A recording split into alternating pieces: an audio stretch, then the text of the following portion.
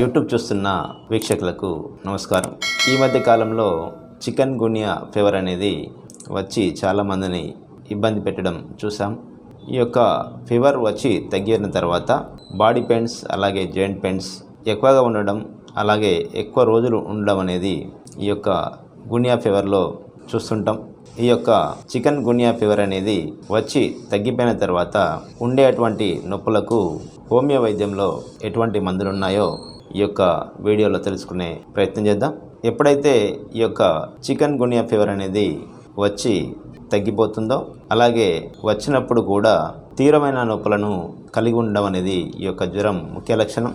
జ్వరం వచ్చిన తర్వాత నొప్పులు అనేటివి జాయింట్లలో ఎక్కువగా ఉండడం, అలాగే కదలిక అనేది ఇబ్బంది పెట్టడం, ఏమాత్రం కదలకపోవడం, ఉన్న చోటనే ఉండడం, ఒకవేళ కదలాలని అనుకుంటే నొప్పులు ఎక్కువగా ఉండడం, అలాగే తలనొప్పి అనేది ఎక్కువగా రావడం, ఫీవర్ కూడా ఎక్కువగా ఉండడం, వామిటింగ్ సెన్సేషన్ కూడా కలిగి ఉండడం అనేది ఈ యొక్క గున్యా ఫీవర్లో చూస్తుంటాం.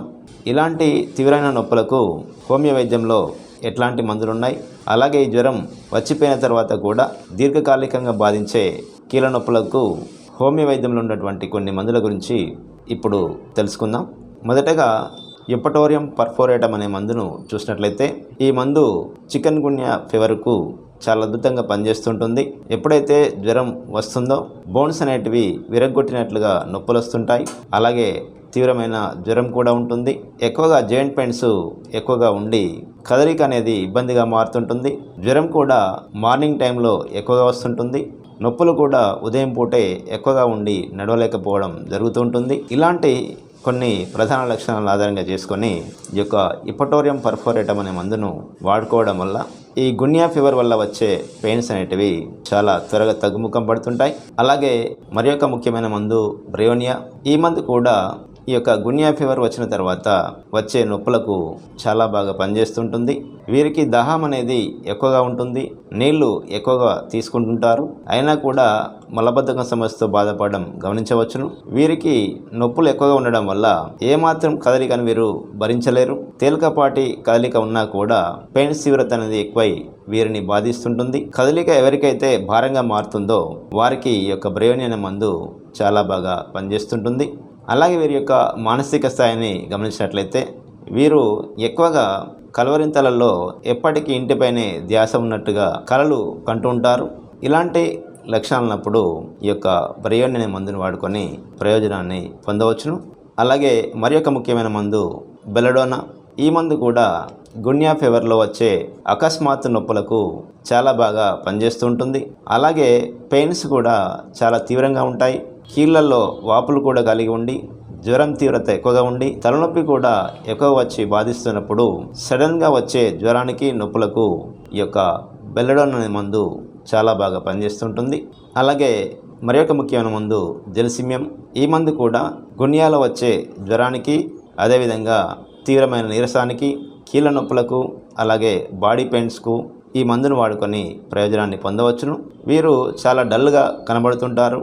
వీరికి ఎప్పటికీ కళ్ళు మూతలు పడినట్టుగా ఉంటాయి, అలాగే జ్వరం కూడా ఎక్కువగా ఉంటుంది.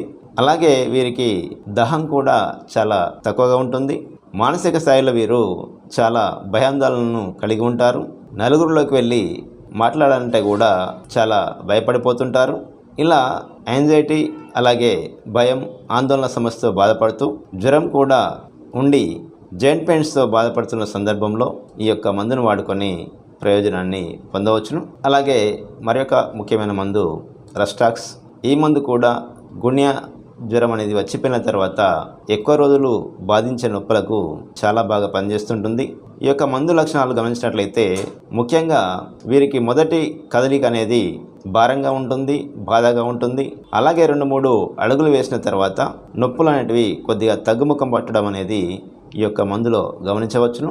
అలాగే వీరికి దాహం అనేది చాలా తక్కువగా ఉంటుంది.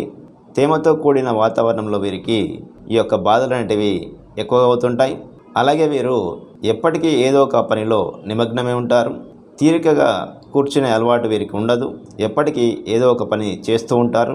ఇలాంటి మనస్తత్వాన్ని కలిగి ఉండి మొదటి కదలిక అనేది ఇబ్బందిగా ఉండి 2-3 కదలికల తర్వాత నొప్పులు అనేటివి తగ్గుతున్నప్పుడు ఈ యొక్క రస్టాక్స్ అనే మందును వాడుకొని ప్రయోజనాన్ని పొందవచ్చును. అలాగే చివరగా చైనా అనే మందును చూసినట్లయితే గున్యా ఫీవర్ వచ్చిపోయిన తర్వాత తీవ్రమైన నీరసం, అలాగే డల్నెస్తో కూడి ఉండి ఏ పని మీద శ్రద్ధ లేకపోవడం, ఏ పని చేద్దామన్నా కూడా ఇంట్రెస్ట్ కూడా కోల్పోవడం, ఇలాంటి నీరసాన్ని నిస్సత్వాన్ని కలిగి ఉన్నప్పుడు ఈ యొక్క చైనా అనే మందును వాడుకొని ఈ యొక్క నీరసాన్ని, అలసటను ఈ యొక్క మందును వాడుకొని అధిగమించవచ్చును.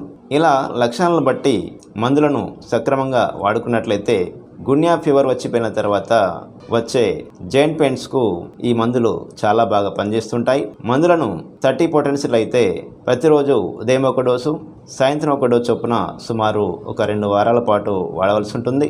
ఒకవేళ సమస్య అనేది దీర్ఘకాలికంగా బాధిస్తున్నప్పుడు 200 పొటెన్షియల్లో వారంలో ఒక రోజు ఉదయం ఒక డోసు, సాయంత్రం ఒక డోసు చొప్పున సుమారు 4 నుండి 5 వారాల పాటు వాడుకోవాల్సి ఉంటుంది. ఒకవేళ మందులు వాడుతున్నా కూడా సమస్య తగ్గకుండా ఇబ్బంది పెడుతున్నప్పుడు దగ్గరలో ఉన్న హోమియో డాక్టర్ సలహా మేరకు కనుక మందులు వాడుకున్నట్లయితే ఈ యొక్క సమస్యను తేలికగా అధిగమించవచ్చును. మరి యొక్క ఆరోగ్య సమస్య గురించి వచ్చే ఎపిసోడ్లో తెలుసుకునే ప్రయత్నం చేద్దాం. నమస్కారం.